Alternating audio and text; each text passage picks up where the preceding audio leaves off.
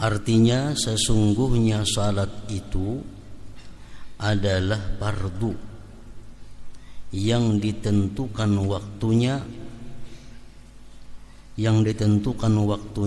atas orang-orang mukmin.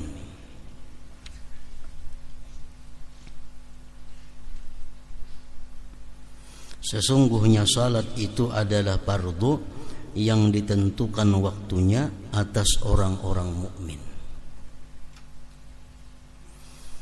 Jadi dalam firman Allah Subhanahu wa taala ini dapat diambil beberapa faidah.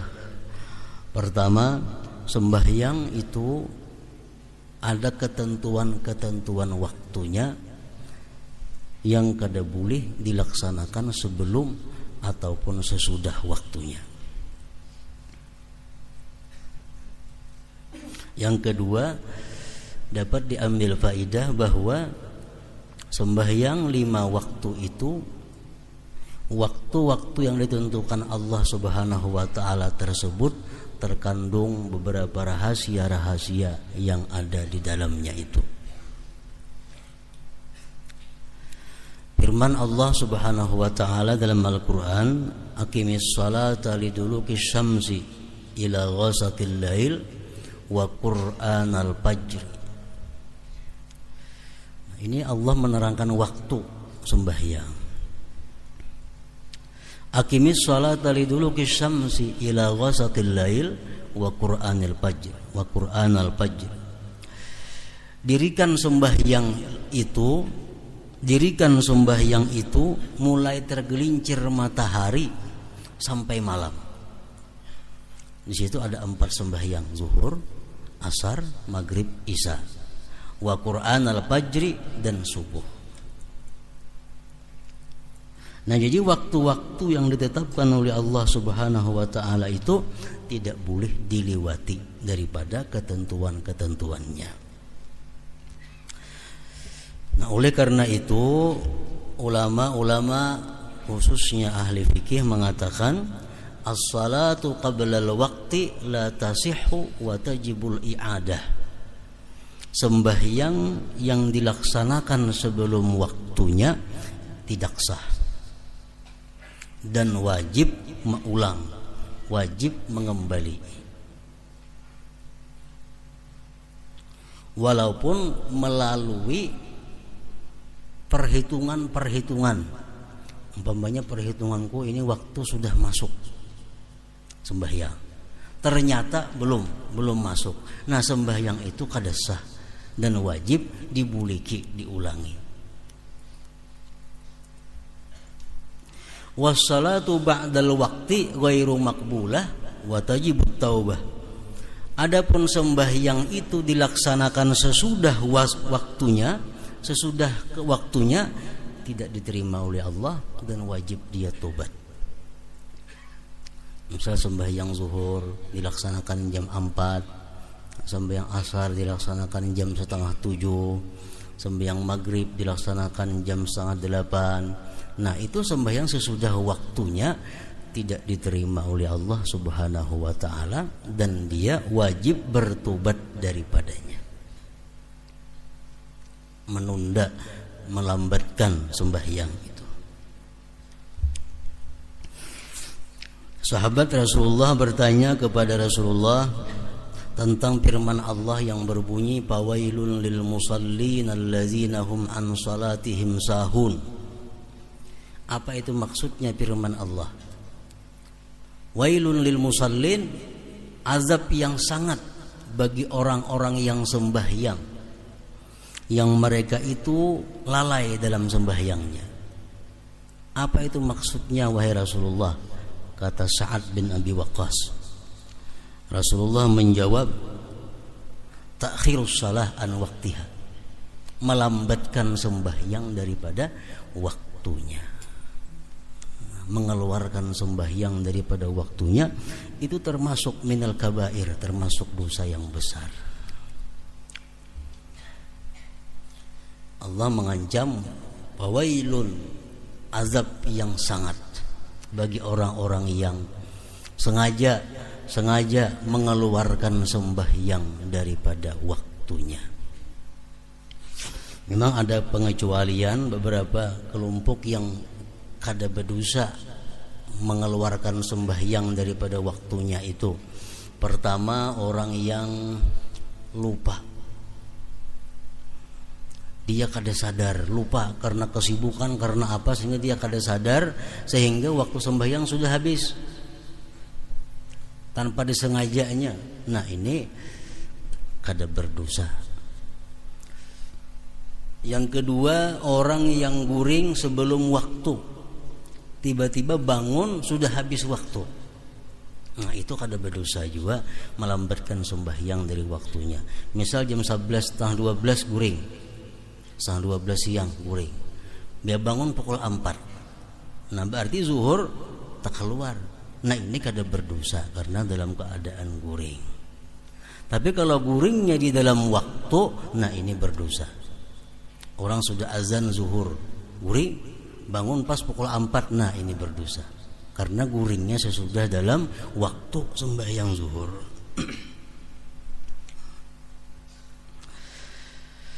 Inna salata kanat 'alal mu'minina kitaban mawquta, sesungguhnya salat itu adalah fardu yang ditentukan waktunya atas orang-orang mukmin. Nabi sallallahu alaihi wasallam bersabda, "Khamsu salawatin katabahunna Allahu 'alal 'ibad, wa man jaa'a bihinna wa lam yudayyi' minhunna syai'an istighfafan bihaqqihinna kana lahu indallahi ahdun ay yudkhilahul jannah. Wa man lam ya'ti bihinna falaysa lahu indallahi ahdun in syaa'a 'azzabahu wa in syaa'a adkhalahul jannah." Artinya 5 kali salat yang diwajibkan oleh Allah atas para hambanya. Barang siapa yang mendatanginya dan tidak menyia-nyiakannya sedikit pun daripadanya karena memandang inting terhadap kewajiban itu, maka ia mempunyai janji di sisi Allah untuk memasukkannya ke dalam surga. Kalau kita sembahyang 5 waktu dengan tidak menyia-nyiakan, artinya dalam waktu sembahyangnya syarat rukun adabnya itu bagus, Allah berjanji memasukkan dia ke dalam surga. Allah berjanji, dan janji Allah itu pasti akan terjadi. Innallaha la yukhliful mi'ad, Allah tidak mau menyalahi janjinya. Dan barang siapa yang tidak mendatanginya, maka ia tidak mempunyai janji di sisi Allah untuk memasukkannya ke surga. Jika dia mau, maka dia menyiksanya, dan jika dia mau, maka dia memasukkannya ke surga. Hadis riwayat Abu Daud. Kalau orang itu tidak melaksanakan sembahyang atau melaksanakan sembahyang tapi kada sesuai dengan kewajiban-kewajibannya, Allah tidak berjanji memasukkannya ke dalam surga. Artinya apa? Bisa masuk surga, bisa kada. Allah kada berjanji. Kalau orang itu memperinting sembahyang, banu kada, nah itu Allah kada memberi janji kepada dia masuk ke dalam surga. Hadis riwayat Abu Daud, An-Nasa'i, Ibnu Majah dan Ibnu Hibban dari hadis Ubadah bin Samit. Dan Nabi sallallahu alaihi wasallam bersabda, "Mathalus salawatil khamsi kamathali nahrin azbin ghamrin bi babi ahadikum yaqtahimu fihi kulla yawmin 5 marratin fama tarawna dzalik yubqi min daranihi qalu la syai'a." Qala sallallahu alaihi wasallam, fa inna salawatil khamsa tuzhibuz dzunub kama yudhibul ma'ud darana. Artinya, perumpamaan salat 5 waktu, perumpamaan salat yang 5 waktu itu seperti sungai tawar yang melimpah di pintu salah seorang di antara kamu, di mana ia menceburkan dirinya padanya 5 kali dalam sehari. 5 kali sehari mandi. Maka apakah kamu berpendapat hal itu menyisakan dari kotorannya? Mun orang tuh 5 kali sehari mandi adalah bedaki lagi awak. Mereka sahabat menjawab, tidak sedikit pun. Artinya bersih kalau orang 5 kali sehari mandi, 2 kali sehari mandi, gini bagus sudah. Bersabda beliau sallallahu alaihi wasallam bersabda, sesungguhnya salat 5 waktu itu menghilangkan dosa-dosa sebagaimana air menghilangkan kotoran tadi. Hadis riwayat Muslim dari Jabir. Dan Nabi sallallahu alaihi wasallam bersabda, innas salawati kaffaratun lima bainahunna majtunibatil kabair. Artinya sesungguhnya salat-salat itu menghapus bagi apa dosa yang antara salat-salat itu selama dijauhi dosa-dosa besar. Jadi sembahyang 5 waktu yang kita gawi itu menghapuskan seluruh dosa-dosa kecil. Walaupun kita kada minta ampun, kita kada bertobat kepada Allah terhadap dosa kecil itu. Tapi kalau kita sembahyang 5 waktu, menghapuskan dosa-dosa kecil itu selama dijauhi dosa-dosa besar. Dosa kecil itu contohnya kan-nazari ila auratil ghair, memandang aurat orang lain. Nah, itu dosanya kecil. Memandang aurat orang lain, baik nang sejenis atau lawan jenis. Yang kedua, masul ajnabiyah, bersentuhan dengan yang bukan mahram. Bersentuhan dengan yang bukan mahram termasuk dosa kecil. Kasful aurah, membuka aurat, termasuk dosa kecil. Sama'ul alatil malahil muharramah, mendengari alat-alat musik yang diharamkan, termasuk dosa kecil. Mendengari suling, mendengari gitar, mendengari trompet, atau memetik gitar, atau menyuling, itu termasuk dosa kecil. Lubusud dibaj lirajulin, memakai sutra laki-laki, itu dosanya kecil.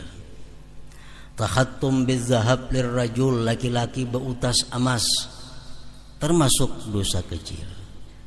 Makan atau minum memakai bejana yang terbuat dari emas perak, sindok terbuat daripada emas, umpamanya bubuhan raja-raja makan, nah termasuk dosa kecil. Su'uzzan, buruk sangka kepada orang, termasuk dosa kecil. Buruk sangka itu belum diucapkan di muntung, dalam hati memutuskan yang kada baik kepada orang, itu buruk sangka. Misalnya orang datang ke wadah kita, hati kita menyimpulkan, bah ini maling nih, nah itu buruk sangka ngarannya. Buruk sangka, tapi kada diucapkan, nah termasuk dosa kecil.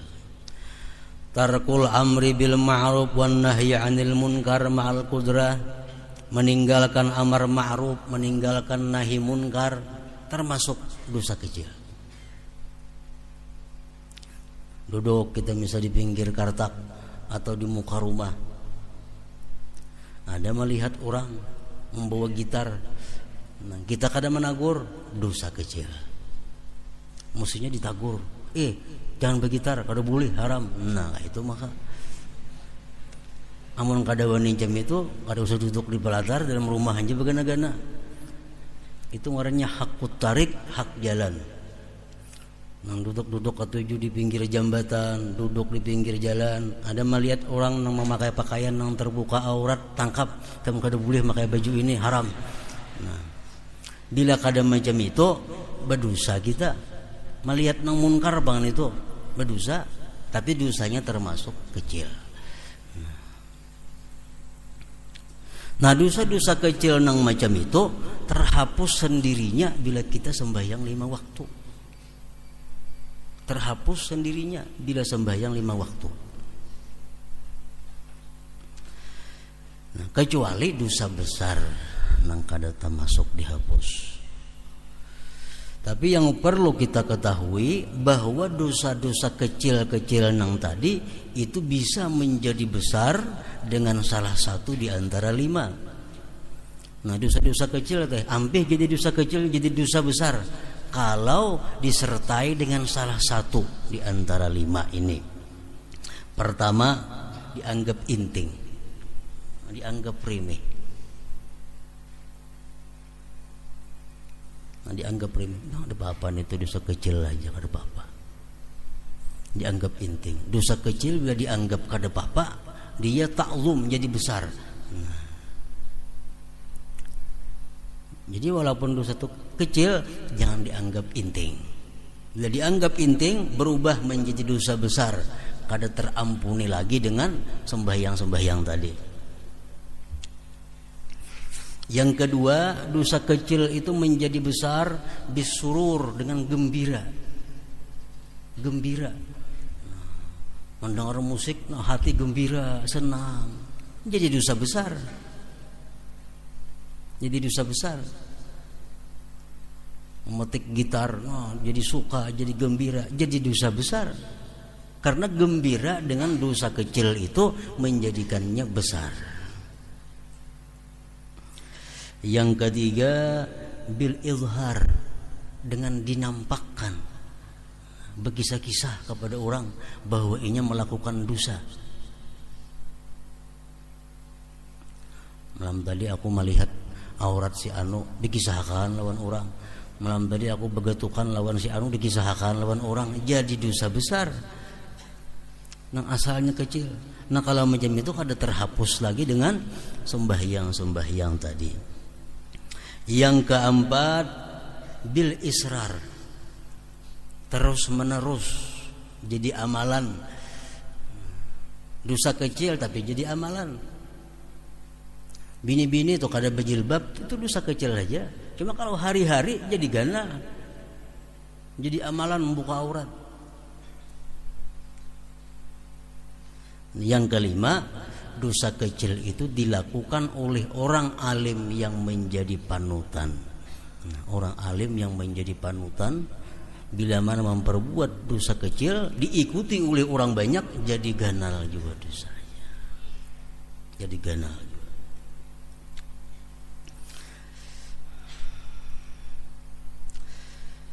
Nah, jadi inna salawati kafaratun lima bainahunna majtuni batil kabair, artinya sesungguhnya salat-salat itu menghapus bagi apa dosa yang antara salat-salat itu selama dijauhi dosa-dosa besar. Hadis riwayat Muslim dan Abu Hurairah.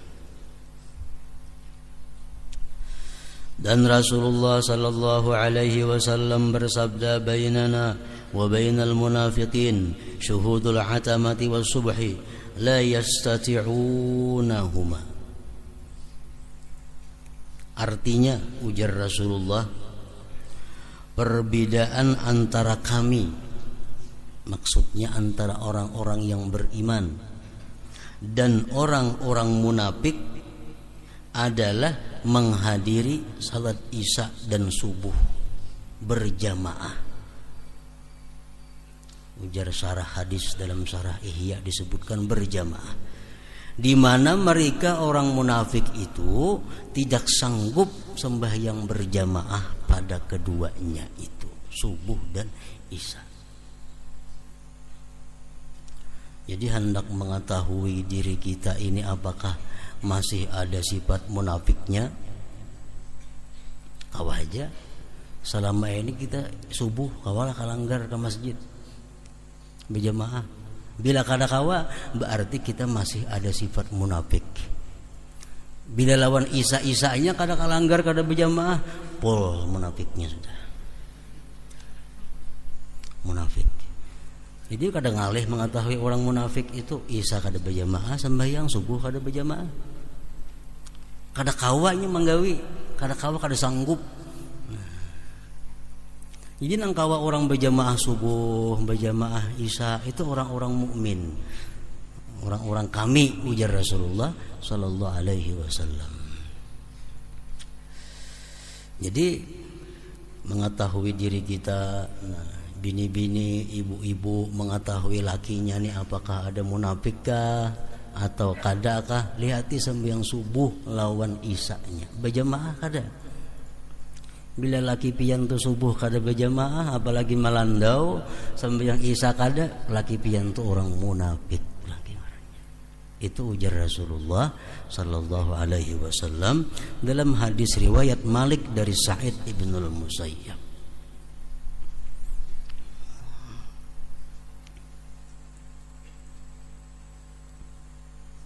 Amun yang mbah nu berjamaah mbah nu kada bang, berarti mbah nu munafik mbah nu kada juga. Orang munafik itu artinya orang nang kada jujur. Orang tuh besi kawan, kalau munafik kawannya tuh kada jujur. Kada jujur. Karena munafik ini secara umum adalah artinya orang yang zahirnya baik, batinnya rusak. Zahirnya bagus kelakuannya, tapi hatinya rusak. Itu termasuk munafik. Nah, jadi logikanya orang nang berhati kada baik, hanya zahirnya aja baik, sampai yang subuh berjamaah itu kada kawa. Kada kawa, mesti parak rumah langgar parak, paling 10 langkah kada kawa turunnya. Jangan balangkah 10 langkah sampai meluncat sampai sekali loncatan paribasa kada kawanya sampai yang berjamaah subuh itu. Kenapa? Dijarat oleh sifat munafiknya itu. Termasuk orang munafik, orang yang hanya selalu memperbaiki penampilan zahir.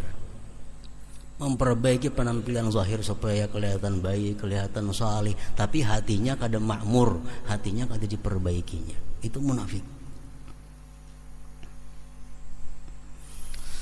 Bainana wa bainal munafiqin syuhudul atamah wa subuh la yastati'unahuma. Artinya perbedaan antara kami dan orang-orang munafik adalah menghadiri salat isya dan subuh di mana mereka tidak sanggup pada keduanya itu. Yang lebih parah lagi beralasan imamnya pangje pasik, jadi aku kada kalanggar subuh. Padahal seorang ini munafik alhamdulillah pasik lagi. Imamnya kada karuan, subuh tuh kuliah kalanggar atau isya kada karuan imamnya. Seorang lebih kada karuan lagi.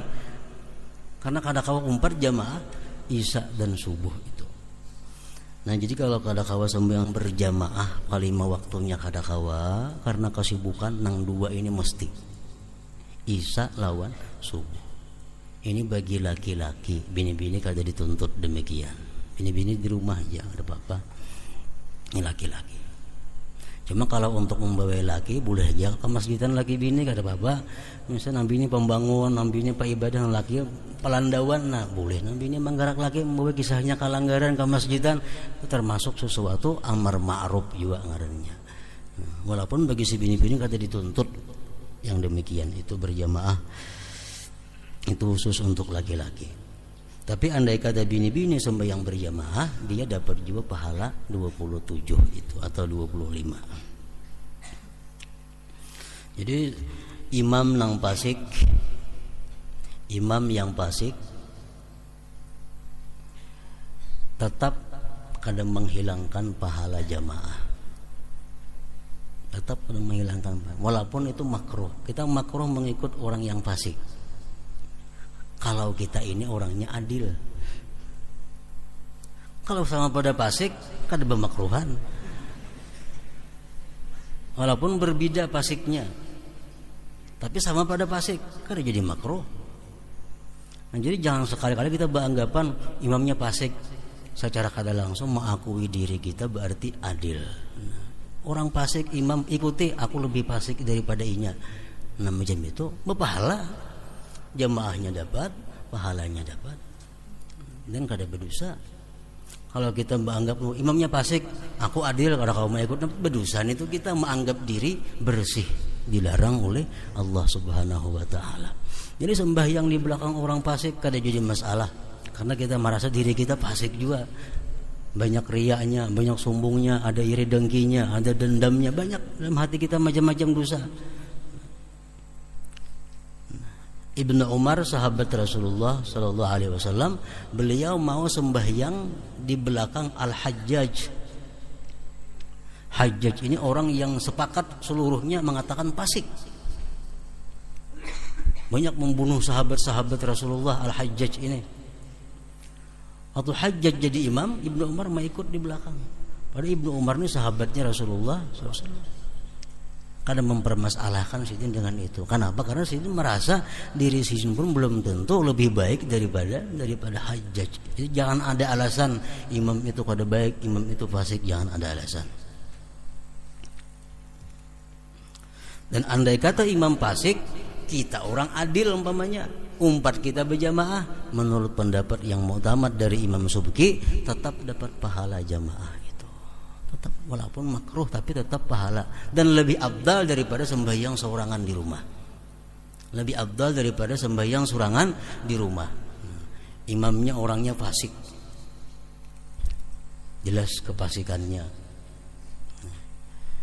Tapi yang lain kada lagi nang jadi imam, nang maunya itu aja orangnya. Nah kita sembahyang di rumah seorangan, dilanggar fasik imamnya. Lebih baik empat fasik itu daripada sembahyang menyendiri di rumah. Nah ini sembahyang fardu maksudnya. Dan Nabi sallallahu alaihi wasallam bersabda, man laqiyallaha wa huwa mudayyi'un lis-shalah lam ya'ba illahu bi syai'in min hasanatihi. Artinya barang siapa bertemu dengan Allah sedangkan dia menyia-nyiakan salat, maka Allah tidak memperdulikan sedikit pun daripada kebaikan-kebaikannya. Orang mati banyak ketinggalan sembahyang, Allah akan memperdulikan dengan kebaikan-kebaikannya yang lainnya. Artinya ada hadis mengatakan, awwalu ma yuhasabu bil abdu as-shalah fa in fasadat fasada sairu amalihi. Awal yang dihitung Allah tuh sembahyang. Kalau sembahyangnya banyak ketinggalan, banyak ada biris, rusak seluruh amalnya. Nah, jadi orang yang bertemu Allah, dia banyak kada sembahyang, Allah kada peduli dengan sesuatu dari kebaikan-kebaikannya yang lain. Karena kita ketahui sembahyang itu tiangnya agama. Kalau agama kada batiang, kada kawa kita maulah yang lain-lainnya.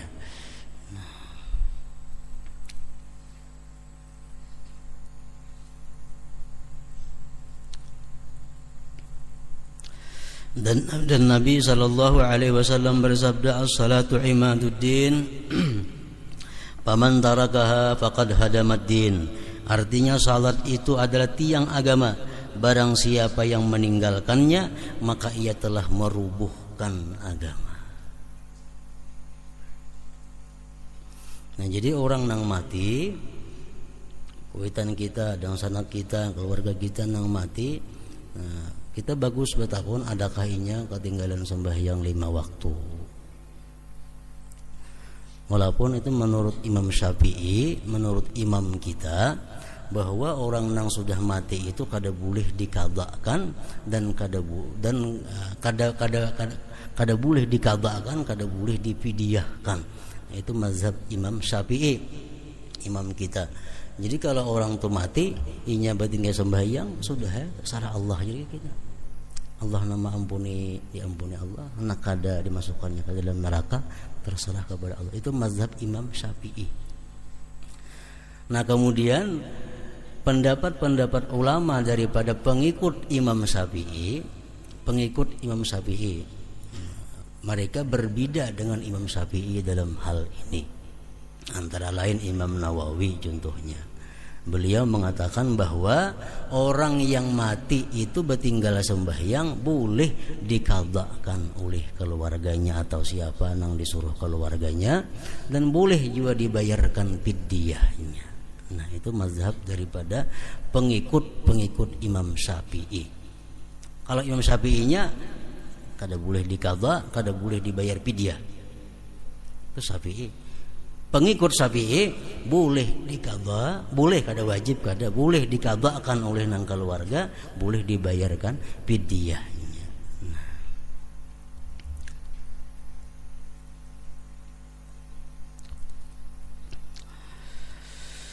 Dan Nabi sallallahu alaihi wasallam ditanya ayyul a'mal afdalu faqala as-salatu lima waqitiha, artinya apakah amal yang paling utama?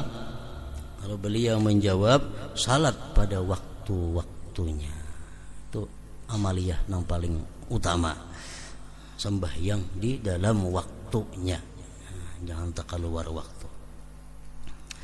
Dan Nabi sallallahu alaihi wasallam bersabda, man hafaza 'alal khamsi bi ikmali tuhuriha wa mawaqitiha kanat lahu nuran wa burhanan yaumal qiyamah wa man dayya'aha husyira ma'a fir'auna wa haman.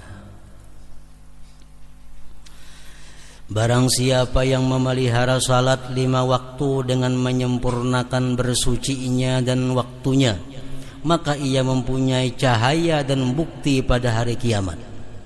Dan barang siapa yang menyia-nyiakannya, maka ia dikumpulkan bersama Fir'aun dan Haman. Riwayat lain menjelaskan, wa man lam yuhafiz 'alaiha, siapa yang tidak bisa memelihara sembahyang, lam yakun lahu nurun wala burhan wala najatun, tidak ada baginya di hari kiamat nanti cahaya, bukti dan keselamatan. Wa kana yaumal qiyamah, dan dia pada hari kiamat nanti ma'a Qarun, dikumpulkan beserta Qarun, wa Fir'aun wa Haman, dan Haman, wa Ubay bin Khalaf. Itu hadis lain demikian. Jadi orang nang kada sembahyang ini di akhirat kayaknya dikumpulkan kada bersama Rasulullah. Imma Qarun kena kawannya, atau Fir'aun, atau Haman, atau Ubay bin Khalaf. Ini 4 manusia yang paling celaka di dalam dunia. Kenapa dikumpulkan lawan salah daripada 4 orang itu? Orang kada sembahyang dikumpulkan di akhirat lawan salah satu 4 itu, kenapa? Nah, karena orang yang kada sembahyang itu atau melalaikan sembahyang daripada waktunya, kadang-kadang dia disibukkan karena mengurus hartanya yang banyak. Kebanyakan bisi harta, urus ini, datangi sana, datangi sini, sembahyang pas terlibat waktunya. Kadang-kadang kada sembahyang. Nah, itu nanti di akhirat bersama Qarun. Qarun orang kebanyakan bisi harta, akhirnya lupa kepada Allah. Ada juga sebagian orang yang lupa sembahyang atau kada sembahyang karena kesibukan dengan jabatan kekuasaannya. Kunjungan ke sini, kunjungan ke sana, sampai tengah malam kada bisa sembahyangan. Itu nanti di akhirat lawan Fir'aun. Fir'aun raja nang lalai kepada Allah Subhanahu wa ta'ala. Ada lagi Haman. Haman ini adalah orang yang sibuk dengan urusan-urusan kepegawaiannya sehingga dia lupa kepada Allah. Nah, orang-orang nang sibuk dengan urusan kepegawaiannya, nang jadi pegawai di bawah daripada raja, pegawai ini nang jadi stafnya. Nah, karena sibuk mengurus gawian pemimpinnya, orang jadi staf, jadi asisten, urusi ini, segan busnya nih, urusi karena sembahyang lagi. Di akhirat Haman kawannya. Haman ini anak buah Fir'aun, menterinya Fir'aun. Nah, orang sebagian kada sembahyang atau lalai sembahyang, terlambat sembahyang karena urusan perdagangannya. Bertukar barang pas terlibat waktu. Nah, ini di akhirat nanti dikumpulkan bersama Ubay bin Khalaf. Ubay bin Khalaf ini asqan nas fi hazihil ummah, manusia yang paling celaka di antara seluruh umat Nabi Muhammad ini. Ubay bin Khalaf. Dan Ubay bin Khalaf ini adalah satu-satunya manusia yang dibunuh oleh tangan Rasulullah sallallahu alaihi wasallam sendiri. Rasulullah kada pernah membunuh orang kecuali satu, Ubay bin Khalaf pada perang Uhud. Rasulullah mengatakan asqan nas man qatala nabiyyan aw qatalahu nabiyyun, manusia yang paling celaka adalah orang yang membunuh nabi atau dibunuh oleh nabi. Nah, Ubay bin Khalaf ini waktu perang Uhud dibunuh sendiri oleh Rasulullah SAW karena dia bersangatan memusuhi kepada Allah dan Rasulnya. Jadi sepanjang Rasulullah ikut peperangan, hanya seekor muslimin bisa membunuh manusia, yaitu Ubay bin Khalaf ini. Nah, orang nang kada sembahyang, nang sibuk dengan perdagangannya, di akhirat nanti dimasukkan dalam kelompok Ubay bin Khalaf. Dan Nabi sallallahu alaihi wasallam bersabda, miftahul jannah as-salah, artinya kunci surga adalah sembahyang. Dan Nabi sallallahu alaihi wasallam bersabda, maftaradallahu ala khalqihi ba'da tauhid ahabba ilaihi min as-salah walau kana syai'un ahabba ilaihi minha la ta'abbada bihi malaikatuhu faminhum raki' wa minhum sajid wa minhum qa'imun wa qa'id. Artinya tidaklah Allah mewajibkan atas makhluknya setelah tauhid itu lebih dicintai daripada sembahyang, daripadanya salat. Dan seandainya ada sesuatu yang lebih dicintai olehnya, niscaya malaikat beribadah dengannya. Maka dari mereka malaikat ada yang ruku, dari mereka ada yang sujud, dan dari mereka ada yang berdiri dan duduk. Jadi malaikat itu ibadahnya semua salat. Ada yang disuruh ruku sampai hari kiamat, ruku sampai hari kiamat sejak diciptakan Allah. Ada malaikat yang diciptakan Allah kemudian disuruh sujud sampai hari kiamat, sujud sampai hari kiamat. Nah, semua itu perbuatan sembahyang. Jadi ibadah yang paling disukai Allah sesudah syahadatain, sesudah 2 kalimat syahadat adalah as-salat, sembahyang fardu itu. 12 tahun Rasulullah di Makkah menyiarkan syahadat, dan sembahyang hanya sekali sehari. Menurut sebagian riwayat hadis, sembahyang cuma sekali sehari, bisukan 2 rakaat. Sembahyang sunat saja itu 12 tahun kan ada sembahyang. Jadi pun Abu Bakar, Umar, Sayyidina Ali, Sayyidina Utsman nang beriman lawan Nabi di Makkah itu kan ada sembayangan 12 tahun. Hanya dakwah, mengajak manusia mengucap, meyakini 2 kalimat syahadat. Nah, sesudah 12 tahun Nabi Isra Mi'raj, hanya ada keparduan sembahyang 5 waktu ini. Itu pun dilakukan secara sembunyi-sembunyi. Sesudah hijrah ke Madinah Rasulullah, hanya ada syariat sembahyang berjamaah. Makanya rukun Islam yang pertama syahadatain, 2 kalimat syahadat, yang kedua adalah sembahyang. Itu urutan keutamaan kemuliaan ibadah. Nabi sallallahu alaihi wasallam bersabda, man taraka salatan muta'ammidan faqad kafara. Artinya barang siapa meninggalkan salat dengan sengaja, maka ia telah kafir, murtad artinya.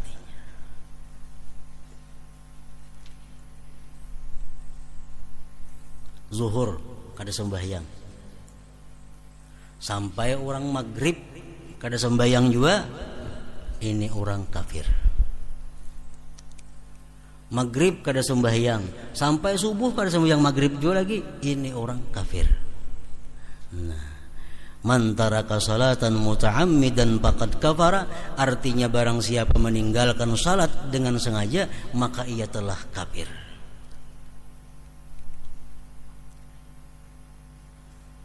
Itu bunyi hadis demikian, dan kada ditakwil-takwilkan oleh sebagian sahabat. Sayyidina Umar, Sayyidina Ali, Abdurrahman bin Auf, Mu'adz bin Jabal, Abu Hurairah, Ibnu Mas'ud, Ibnu Abbas, Abu Darda. Itu sahabat-sahabat yang berkata, bila orang kada sembahyang, panggal gulunya halal, karena dia sudah kafir.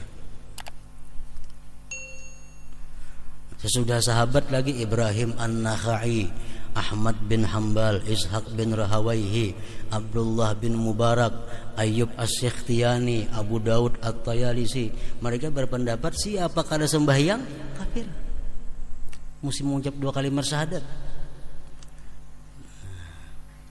Karena hadis demikian bunyinya. Imam Syafi'i, Imam Maliki, Imam Abu Hanifah, hadis ini diuraikan menjadi beberapa uraian. Siapa kada sembahyang kafir. Kada sembahyangnya kenapa garang dahulu. Nah, kalau kada sembahyangnya itu karena kulir, itu dia kafir nikmat. Kalau ini kada sembahyang karena ingkar kewajibannya, hanya kafir nang bujur. Nah, itu mazhab Syafi'i. Tapi sama pada kedua-duanya itu boleh dibunuh oleh pemerintah. Orang kada sembahyang, kenapa kada sembahyang? Maka wajib ulun kulir. Jam kau bertimpu nah zuhurnya sampai maghrib dia kada sembahyang, jam dikeduakan. Andai kata negeri kita pemerintahannya Islam, sampai maghribnya kan sembahyang zuhur, nah orang ini antara ke polisi membunuhnya hari itu juga. Itu hukum Islam. Jadi orang kada sembahyang itu darahnya kada berharga di sisi Allah. Kada sembahyang. Ya kan itu berlaku bahwa parapat lagi nah habis sahabat ini manusianya. Bila kada sembahyang bunuh, kada sembahyang bunuh. Padahal hukum Islam, hukum yang sebenarnya demikian. Baik dibunuh daripada kada dibunuh orang yang kada sembahyang itu. Kenapa? Mendatangkan bala bencana kepada yang lainnya. Bujur aja lihatannya pina keras, pina kasar. Orang kada sembahyang bunuh, pina keras padahal kada. Amun diliatakan kena ya nang musibah, bala, bencana, hama, wiring, macam-macam itu akibat banyak nang kada sembahyang itu membawa kepada demikian itu. Jadi hukum Islam itu kada ada nang keras, kada ada. Hukum Islam tetap mengamankan nang terbanyak, menyelamatkan nang terbanyak. Nah, di kampung saya kong haja nang kada sembahyang itu sangat berhak datangnya bala, sangat berhak dibinasakan oleh Allah. Saya kongnya apalagi banyak.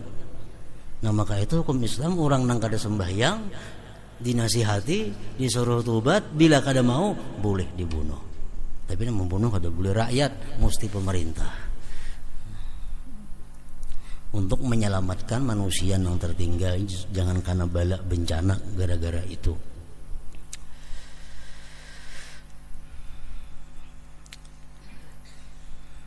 Barang siapa meninggalkan salat dengan sengaja maka ia telah kafir, yakni ia mendekati untuk tercabut dari iman dengan keterlepasan talinya dari keruntuhan tiangnya. Sebagaimana dikatakan bagi orang yang mendekati sesuatu negeri bahwasanya ia sampai dan memasukinya. Dan Nabi SAW bersabda, "Man taraka salatan muta'ammidan faqad bari'a min dhimmati Muhammadin alaihi salam." Artinya barang siapa yang meninggalkan salat dengan sengaja maka ia telah terlepas dari tanggungan Muhammad alaihi salam. Nabi kada menanggung, siapa kau lagi menanggungnya?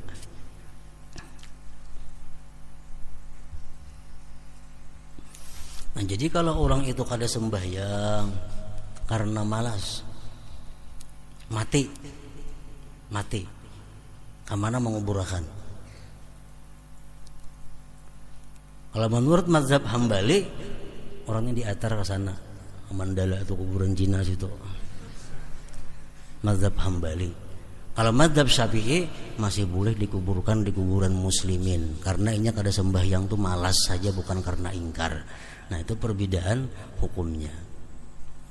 Mazhab Sayyidina Ali, Sayyidina Umar, Sayyidina Mu'az, bila orang kada sembahyang mati, jangan dikuburkan di kuburan muslimin karena itu sudah kafir.